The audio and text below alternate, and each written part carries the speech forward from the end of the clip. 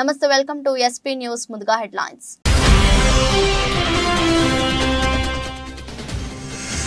CM Revanth Reddy నేతృత్వంలో మేడిగడ్డను సందర్శించిన కాంగ్రెస్ ఎమ్మెల్యేలు.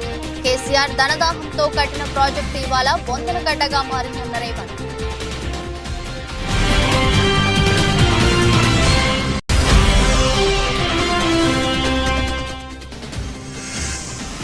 విశాఖలో ఆడుదాం ఆంధ్ర ముగింపు వేడుకలకు హాజరైన సీఎం జగన్. విజేతలకు బహుమతులు ప్రదానం చేసిన సీఎం జగన్.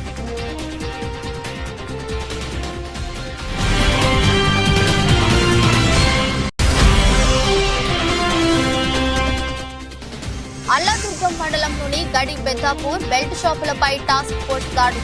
ఒకరిపై కేసు నమోదు చేసి విలువైన మద్యం పట్టుకున్నట్లు తెలిపిన సీఐ తిరుమలేష్.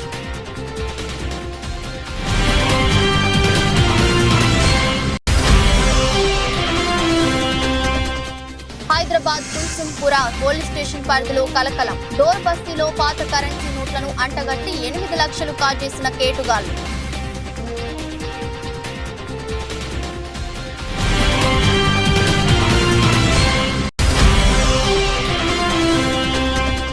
రామ్ గోపాల్ వర్మ దర్శకత్వంలో 23న వ్యూహం చిత్రం విడుదల. ట్రైలర్ లో లోకేష్ ను చూపించలేదంటున్న మీడియా ప్రశ్న. లోకేష్ దేవుడు కాబట్టి కించపరచలేమన్న వర్మ. సీఎం రేవంత్ రెడ్డి నేతృత్వంలో కాంగ్రెస్ ఎమ్మెల్యేల బృందం మేడిగడ్డ ప్రాజెక్టును పరిశీలించిన సంగతి తెలిసిందే. ఈ నేపథ్యంలో సీఎం రేవంత్ రెడ్డి మాజీ ముఖ్యమంత్రి కేసీఆర్ పై ధ్వజమెత్తారు. మేడిగడ్డకు ఎందుకు పోయారో, ఏముంది అక్కడ బొందలగడ్డన అంటూ కల్వకుంట్ల చంద్రశేఖరరావు ఆక్రోశం వెళ్లగాకుతున్నాడని విమర్శించారు. నిజమే, కేసీఆర్ ధనదాహంతో 1,00,000 కోట్లు గుమ్మరించి కట్టిన ప్రాజెక్టు ఇవాళ బొందలగడ్డగా మారింది. 9.5 ఏళ్ల క్రితం తెలంగాణను పచ్చగా చేస్తానని కల్లబొల్లి మాటలు చెప్పావు. కాంగ్రెస్ ప్రారంభించిన అంబేద్కర్ ప్రాణహిత చేవెళ్ల డిజైన్లు మార్చి కాళేశ్వరం పేరుతో కమిషన్లు బొక్కి కేసీఆర్ సృష్టించిన విధ్వంసం ఇవాళ మేడిగడ్డ రూపంలో కళ్ల ముందు కనిపిస్తుంది.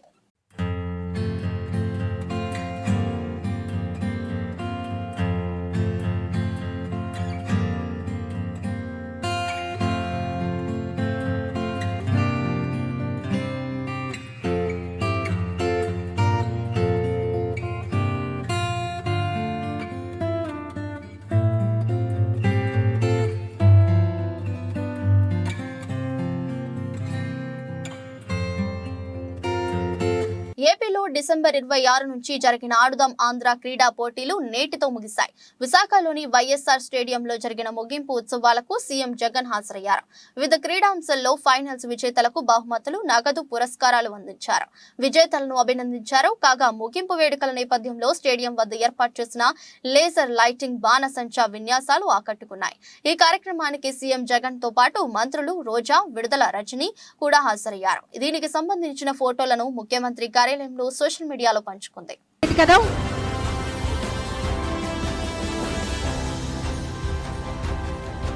మనమంతా టీమ్ స్పిరిట్ ఏంటో చూస్తున్నాం.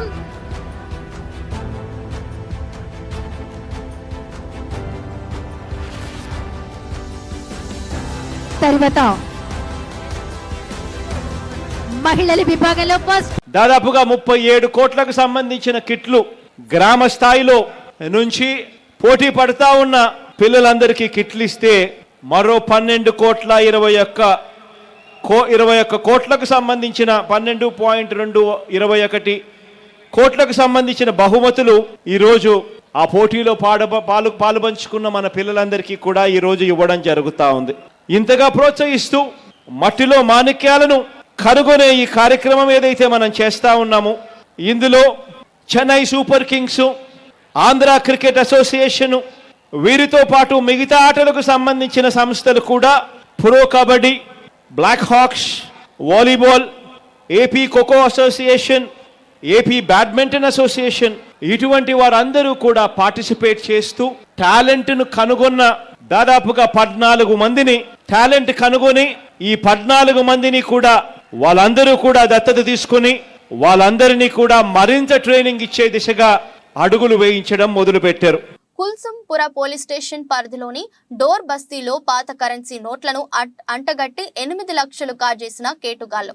పోలీసులు తెలిపిన వివరాల ప్రకారం మల్లేపల్లి ప్రాంతానికి చెందిన సాదిక్, కాపురా ప్రాంతానికి చెందిన కష్పలు స్నేహితులు. వీరికి బెంగళూరు వాస్తవ్యుడైన ద్వారక్ అనే వ్యక్తి ప్రస్తుతం రద్దు చేసిన పాత 1000 రూపాయల మరియు 500 నోట్లు మొత్తం 1.19 కోట్లు ఇచ్చి వీలైతే వాటిని ప్రస్తుత కరెన్సీలోకి మార్చమని పురమాయించారు.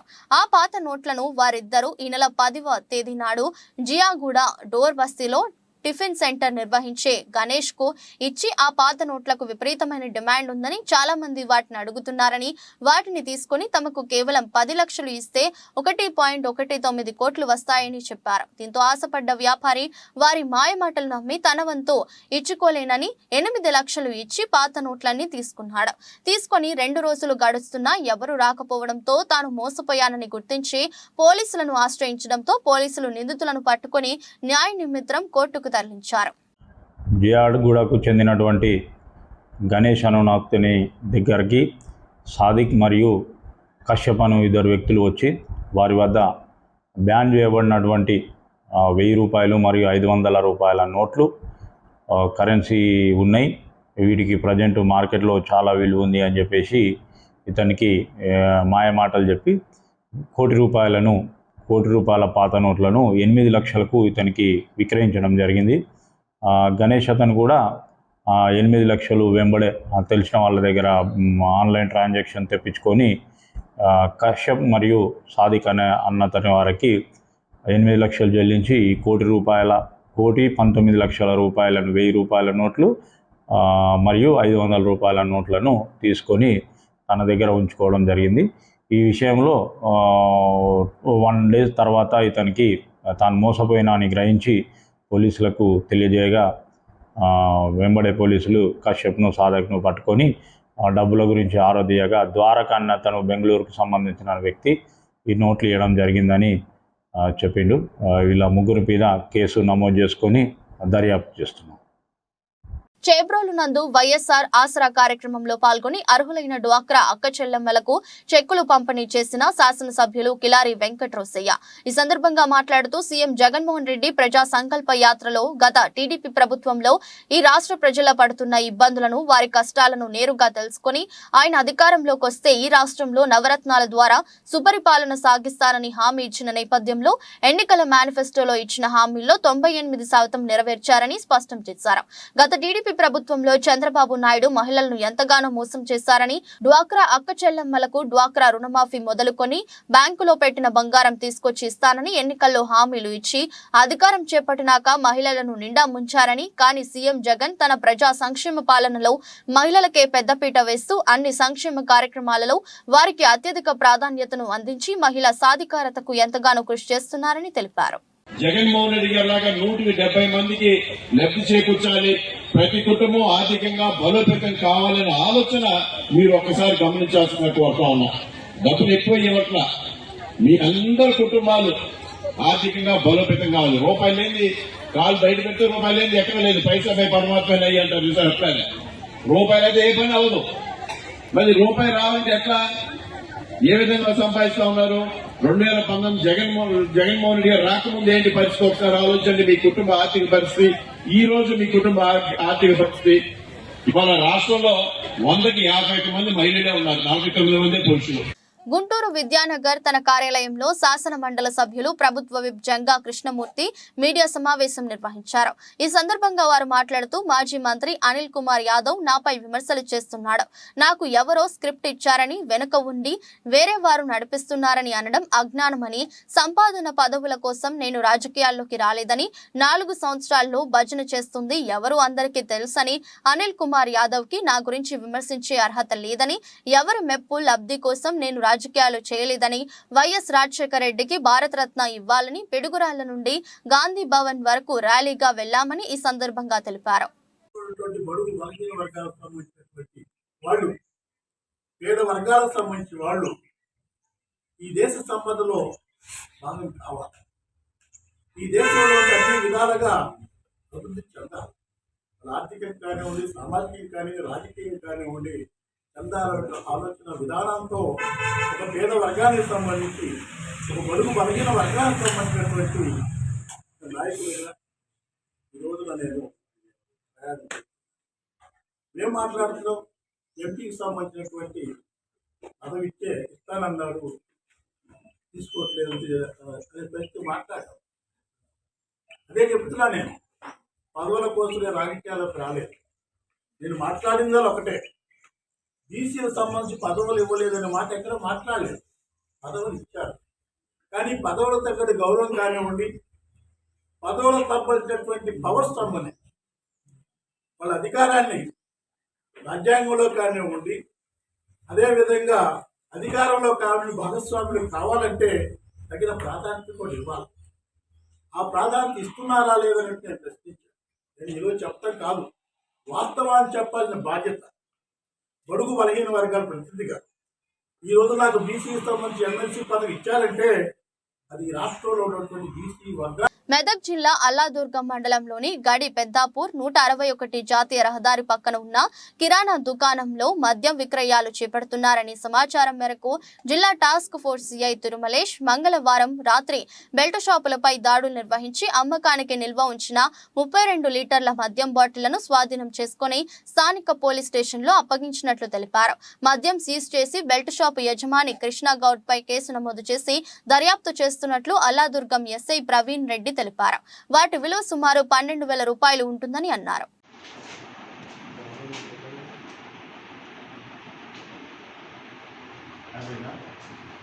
పేదవారిని ముఖ్యంగా బడుగు బలహీన వర్గాల వారికి రాజ్యాధికారం చేపట్టాలని ప్రగాఢ సంకల్పంతో ఆంధ్ర రాష్ట్ర సమితి వ్యవస్థాపక అధ్యక్షులు జంజనం కోటేశ్వరరావు రాష్ట్ర వ్యాప్తంగా బస్సు యాత్ర చేపట్టారు. దీనిలో భాగంగానే మంగళగిరి నుండి గోరంట్ల నుండి గుంటూరు మీదుగా తెనాలి పెద్ద ఎత్తున పార్టీ కార్యకర్తలతో బయలుదేరారు. ఆంధ్ర రాష్ట్ర సమితి పార్టీ వ్యవస్థాపక అధ్యక్షులు జంజనం కోటేశ్వరరావు మీడియాతో మాట్లాడుతూ ప్రతి పేదవాడినే కోటేశ్వరునిగా చేయటమే పార్టీ ప్రధాన ఉద్దేశమని, బడుగు బలహీన వర్గాలని విడతల వారీగా రాజ్యాధికారం చేపట్టాలని నీతి నిజాయితీతో అలాగే కృషి పట్టుదలతో జనం కోసం రాష్ట్ర బడుగు బలహీన వర్గాల ప్రజల అభివృద్ధి కోసం ముందుకు వచ్చానని, రాష్ట్ర ప్రజలు ఒక్క అడుగు ముందుకు వేసి ఏఆర్ఎస్ పార్టీకి ఓట్లు వేసి గెలిపించాలని కోరారు. ఏఆర్ఎస్ ఆంధ్ర సమితి పార్టీ స్థాపించడం ముఖ్య కారణం ఎస్సీ ఎస్టీ బీసీ మైనార్టీలు బడుగు బలహీన వర్గాలు సీఎం పదవి చేయాలనే ఆసక్తితోటి ఈ పార్టీ స్థాపించడం జరుగుతుంది. అలాగే పేదలందరూ ఆర్థికంగా ఎదగాలి అంటే ప్రతి రేషన్ కార్డుదారుని సొంత భూమి రైతుని చేసి దానిలో శ్రీగంధ చంద్ర మొక్కలు కూడా నాటించి 10 ఏళ్లలో 10 కోట్ల ఆస్తి పనులు అవుతారు 10 కుటుంబం. అలాగే ప్రతి డోక్రా గ్రూప్కి రాజధానిలో 1000 గజాలు ప్లాట్ ఇచ్చి రాజధాని డెవలప్ చేయాలి. అప్పుడు మనం రాష్ట్ర రాజధానిలో రాష్ట్ర ప్రజలందరికీ ఆస్తి ఇచ్చినట్టయితే రాజధాని డెవలప్ అయితే రాజధానితో పాటు రాష్ట్ర ప్రజలందరూ డెవలప్ అవుతారు. ఇంకెప్పుడు ఈ రాష్ట్రం ఇడిపోవాలి అని ఎవరు కోరుకోరు. ఇంకా అందుకోసం ఇది ఒక విధానం. ఇంకా అట్లాగే మనం ముఖ్య కారణం ఏంటంటే ఎస్సీ ఎస్టీ బీసీలు మైనార్టీలు సీఎం పదవి చేయాలి. ఆ సీఎం పదవి చేసేంత వరకు ఈ పోరాటం ఆగదు. మీ అందరూ ఏఆర్ఎస్ ఆంధ్ర రాష్ట్ర సమితి పార్టీకి ఓటు వేయాలి. ప్రజలందరూ కూడా పార్టీ అధికారంలో వచ్చి తీరిద్ది రేపు 2024లో ఎస్సీ ఎస్టీ బీసీ మైనార్టీలు సీఎం పదవి చేస్తారు. అలాగే పెద్ద శంకరంపేట పోలీస్ స్టేషన్ లో 2 సంవత్సరాలుగా బాధ్యతలు చేపట్టిన బాలరాజు బదిలీపై చేగుంట పోలీస్ స్టేషన్ కు వచ్చిన ఎస్ఐ బాలరాజు నేడు బాధ్యతలు స్వీకరించారు. అనంతరం ఆయన మాట్లాడుతూ మండలంలో శాంతి భద్రతలకు ఎవరు కూడా ఆటంకాలు కలిగించకూడదని, శాంతి భద్రతలకు ఆటంకాలు కలిగిస్తే వారిపై చట్టపరమైన కఠిన చర్యలు తీసుకుంటామని ఆయన అన్నారు. ప్రజలకు ఏదైనా సమస్యలు ఇబ్బందులు ఉంటే నేరుగా తనకు వచ్చి కలవాలని, మండల ప్రజలు తమ సహాయ సహకారాలు అందిస్తేనే శాంతి భద్రతలను కాపాడుకోగలమని తెలిపారు. నా పేరు బాలరాజు. నేను 12వ తారీఖు 2వ నెల చేగుంట ఎస్హెచ్ఓగా బాధ్యతలు స్వీకరించాను. గతంలో శంకరంపేట ఏలో 2 సంవత్సరాలు పనిచేసి బదిలీపై వీడికొచ్చి బాధ్యతలు స్వీకరించాను. ముఖ్య కర్తవ్యం ఏంటంటే ల్యాండ్ ఆర్డర్ను మెయింటైన్ చేయడము, ఈ ట్రాఫిక్ రౌడ్ యాక్సిడెంట్ల పైన చర్యలు తీసుకుని జరగకుండా చూసుకోవడము చేస్తాం. మండలంలో శాంతి భద్రతలను కాపాడడం మా ముఖ్య కర్తవ్యం.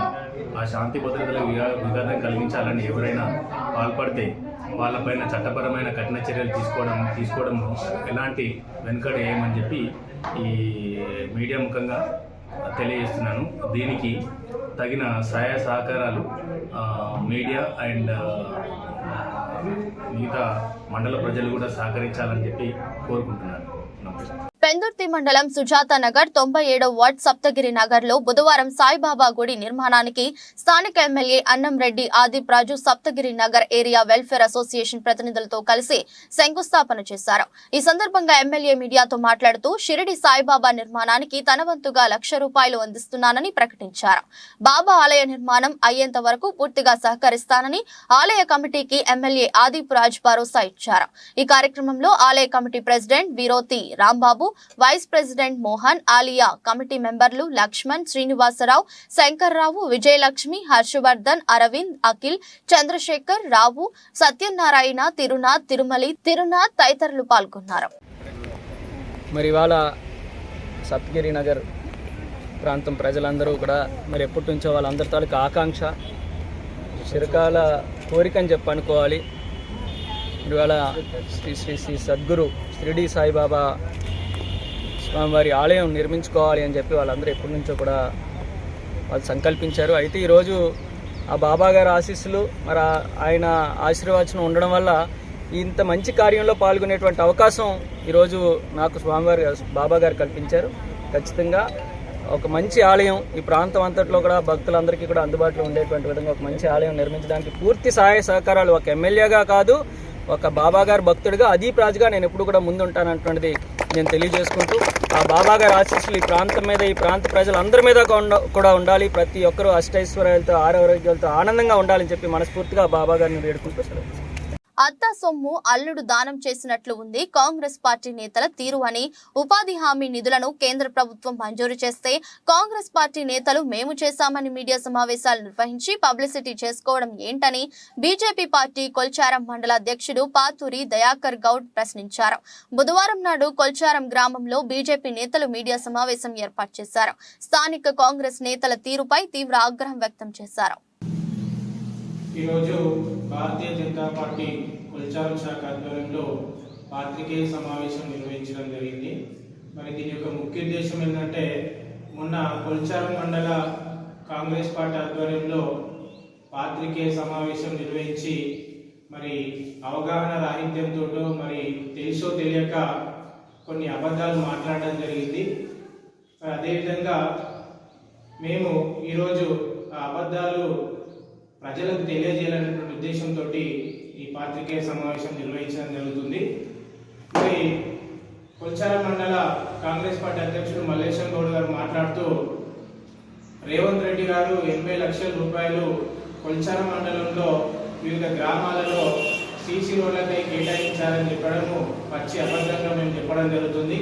ఎందుకంటే మరి ఆ 80 లక్షల రూపాయలు కూడా ఎన్ఆర్ఈజీఎస్ కింద సెంట్రల్ గవర్నమెంట్ ఏదైతే అమలు చేస్తుందో ఈ జాతీయ గ్రామీణ ఉపాధి హామీ పథకం కింద మాత్రమే ఇవి గ్రామాలకు రావడం జరుగుతుంది.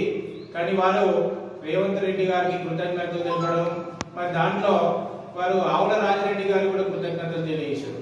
మరి ఇందులో ఆవుల రాజిరెడ్డి గారి పాత్ర ఏంటో వారు ఒకసారి తెలియజేయాలి. వారు స్థానిక శాసనసభ్యులు గారు, వారు ఎన్ఆర్ఈజీఎస్ నుంచి ఆ నిధులు మంజూరు చేయించలేదు. కాబట్టి వారు ఈ విధంగా మాట్లాడుతూ వచ్చే ఎన్నికల్లో కాంగ్రెస్ పార్టీ మెదక్ జిల్లా రామాయంపేట మండలం అక్కన్నపేట రైల్వే స్టేషన్ సమీపంలో ప్రమాదవశాత్తు ఒక వ్యక్తి పాడుపడిన బావిలో పడిపోయాడు. వెంటనే గమనించిన స్థానికులు ఫైర్ సిబ్బందికి సమాచారం అందించారు. ఘటనా స్థలం చేరుకున్న ఫైర్ సిబ్బంది బావిలో పడిన వ్యక్తిని తాళ్ల సాయంతో లోనికి దిగి రక్షించారు. దీంతో స్థానికులు ఊపిరి పీల్చుకున్నారు. బావిలో పడ్డ వ్యక్తి హైదరాబాద్ కట్కేసర్ కు చెందిన నిరంజన్ గా గుర్తించారు. స్వల్ప గాయాలు ఉండటంతో ఆసుపత్రికి తరలించారు. ಹೌದಾ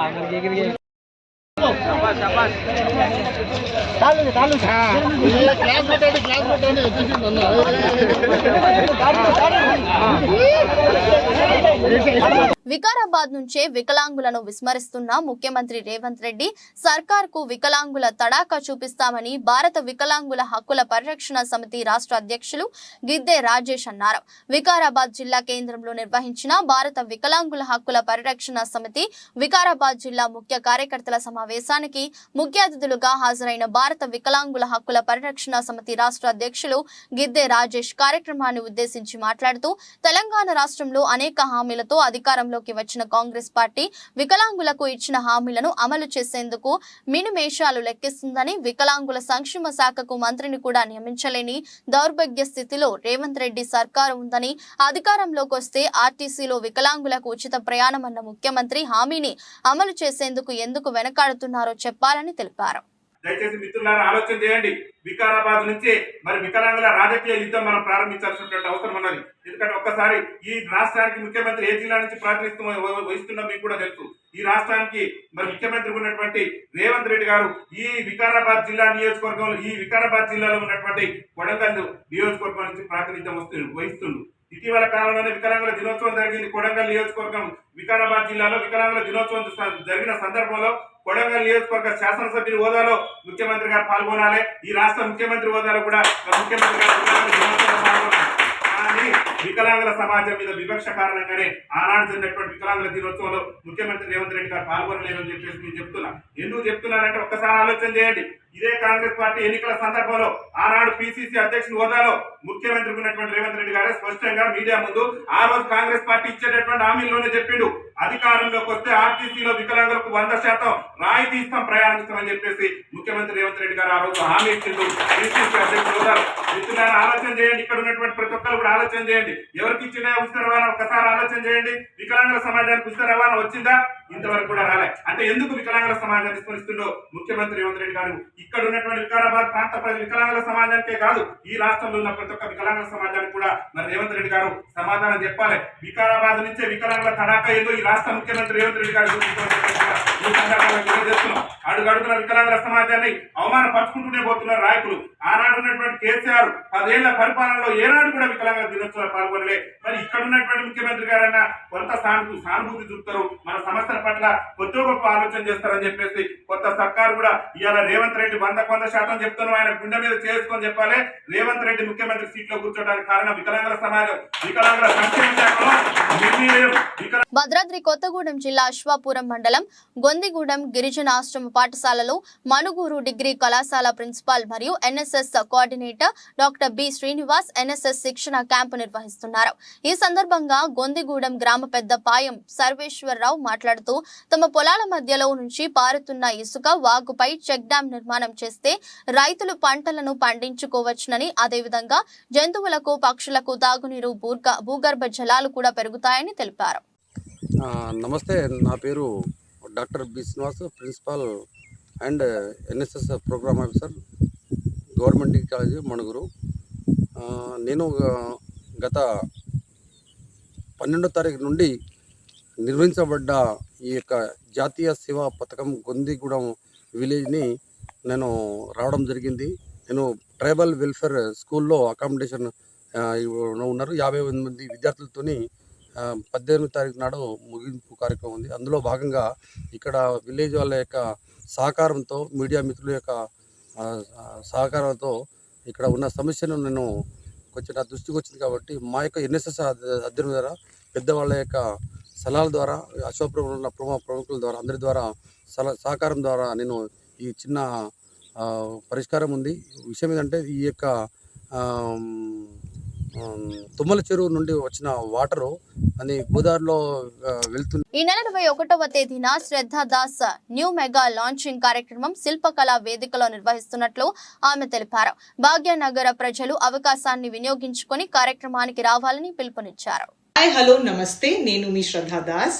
ఈ మంత్ 21 ఫిబ్రవరి 2024 నా ఆదురి గ్రూప్ వారి 6 మెగా ప్రాజెక్ట్స్ లాంచ్ చేయడానికి నేను వచ్చేస్తున్నాను. సో ఇంకెందుకు లేట్, మీరు అందరూ వచ్చేయండి. 21 ఫిబ్రవరి ఆఫ్టర్నూన్ 2 PM ఆన్వర్డ్స్ శిల్పకళా వేదిక మాధాపూర్, హైదరాబాద్. మనం అందరం ఈ న్యూ మెగా ప్రాజెక్ట్ లాంచింగ్ లో కలుద్దాం. See you there. ప్రముఖ దర్శకుడు రామ్ గోపాల్ వర్మ తెరకెక్కించిన పొలిటికల్ చిత్రం వ్యూహం ఎట్టకేలకు ప్రేక్షకుల ముందుకు వస్తుంది. ఫిబ్రవరి 23న ఈ చిత్రం విడుదల కానుంది. ఈ నేపథ్యంలో దర్శకుడు రామ్ గోపాల్ వర్మ ప్రమోషన్ ఈవెంట్లతో బిజీ అయ్యారు. ఈ కార్యక్రమంలో వర్మ ఆసక్తికర వ్యాఖ్యలు చేశారు. వ్యూహం సినిమా ట్రైలర్లలో లోకేష్ ని చూపించలేదు ఎందుకు అని ఓ మీడియా ప్రతినిధి ప్రశ్నించగా, నా దృష్టిలో లోకేష్ దేవుడు అని వర్మ బదులిచ్చాడు. దేవుణ్ణి కించపరచకూడదని కాబట్టే లోకేష్ ను చూపించలేదు. లోకేష్ ఒక దివ్య ఉన్న వ్యక్తి, మనిషి రూపంలో లేకుండా ఆయన ఒక వాయిస్ లాగా వినిపిస్తుంటాడంటే అంటూ తనదైన శైలిలో వ్యంగ్యం ప్రదర్శించారు. కాగా వ్యూహం చిత్రానికి కొనసాగింపుగా వర్మ శబదం చిత్రాన్ని కూడా తీసుకువస్తున్నట్టు సంగతి తెలిసిందే. శబదం చిత్రం మార్చి 1న ప్రేక్షకుల ముందుకు వస్తుంది. ఈ 2 చిత్రాల ట్రైలర్లను కలిపి విడుదల చేశారు. లోకేష్ సీన్ చూపించాలి కదా, అంటే లోకేష్ నా దృష్టిలో దేవుడిని కించపరచకూడదు అలా చూపించి. అంటే ఒక ఆల్మోస్ట్ ఒక మహా ఏముంటుందని ఇది ఆరా ఒక ఆరా లాగా ఉండాలి అనే ఉద్దేశంతో ఒక మనిషి రూపంలో లేకుండా జస్ట్ గొంతు అలా దేవుడు వాయిస్ వచ్చినట్టు వస్తుంది అనేది అందుకని పెట్టాం. అదే ఒక సీన్ లో చంద్రబాబు పవన్ కళ్యాణ్ మాట్లాడుకుంటున్న సీన్ లో అంటే ట్రైలర్ ప్రకారం అన్నం కలిపేది లోకేష్ షాట్ ఏనాది? అది నాకు తెలియదు. అది మీరు అంటే అది పప్పనం తింటున్నాడు ఎవరో, మరి పప్పనం అందుకని ఇంకేం చెప్పను నేను. సార్ దేశం మొత్తం మీద అది వర్మ గారు అంటే ఇటు సార్ వ్యూహంలో ఏం చెప్పబోతున్నారు, శపథంలో ఏం చెప్పబోతున్నారు అంటే కేవలం ఒక రాజకీయంగానే చూపిస్తారా, లేకపోతే అక్కడ గవర్నమెంట్ ఏమైనా డెవలప్ చేసిందా, చేస్తే దాన్ని ఏ విధంగా చూపిస్తున్నారు, ప్రతిపక్షాలు అడ్డుకోవడం లాంటి? రెండిట్లో ఏం చెప్పబోట్లేదు, కేవలం చూపించబోతున్నా. అదే ఏం చూపిస్తారు అనేది ఇప్పుడే చెప్పేస్తే ట్రైలర్ చూపించాక మళ్ళీ ఇంక సినిమా ఎందుకు చూడటం అంటే ఇప్పుడు క్లియర్ కట్ గా మీకు అర్థమవుతుంది కదా ఏంటి కాంటెక్స్ట్ అనేది. సో ఆబ్వియస్లీ అంటే 1 లైన్లో చెప్పాలి అంటే వైఎస్ఆర్ గారు పోయినప్పటి నుంచి స్వేరింగ్ ఇన్ సెరమనీ వరకు ఫస్ట్ పార్ట్ ఉంటుంది. స్వేరింగ్ ఇన్ సెరమనీ నుంచి సిబిఎన్ గారు జైలుకి వెళ్ళే వరకు సెకండ్ పార్ట్ ఉంటుంది.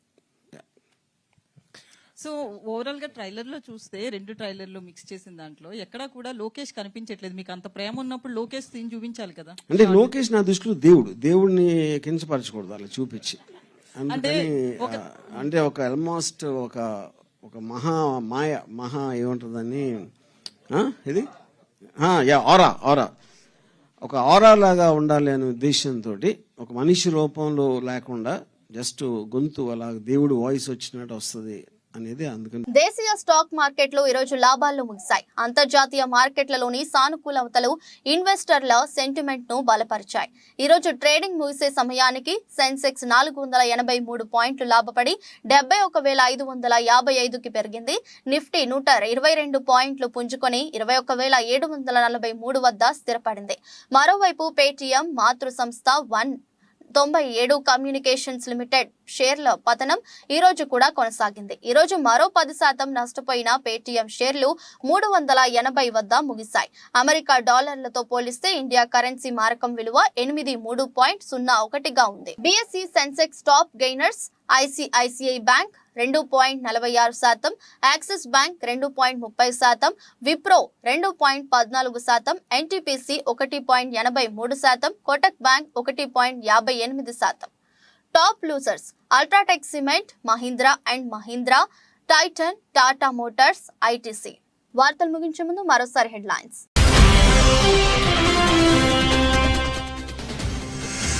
సీఎం రేవంత్ రెడ్డి నేతృత్వంలో మేడిగడ్డను సందర్శించిన కాంగ్రెస్ ఎమ్మెల్యేలు. కేసీఆర్ ధనదాహంతో కట్టిన ప్రాజెక్టు ఇవాళ బొందల గడ్డగా మారిందన్న రేవంత్.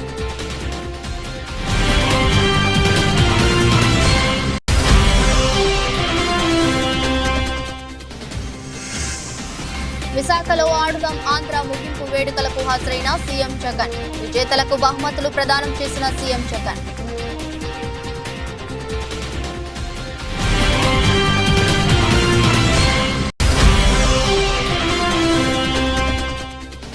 అల్లాదుర్గం మండలంలోని గడి బెద్దాపూర్ బెల్ట్ షాపులపై టాస్క్ ఫోర్స్ దాడులు.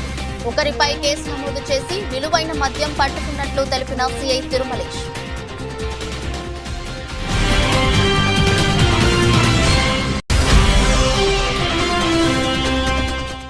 హైదరాబాద్ కుల్సుంపుర పోలీస్ స్టేషన్ పరిధిలో కలకలం. డోర్ బస్తీలో పాత కరెన్సీ నోట్లను అంటగట్టి 8 లక్షలు కాజేసిన కేటుగాళ్లు.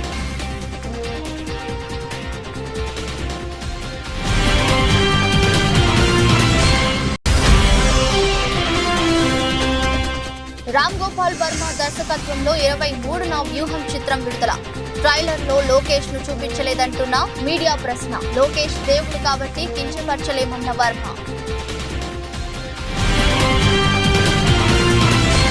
ఇది రోజు బులెటిన్. మరో బులెటిన్ లో మళ్ళీ కలుద్దాం. అంతవరకు సెలవు. నమస్కారం.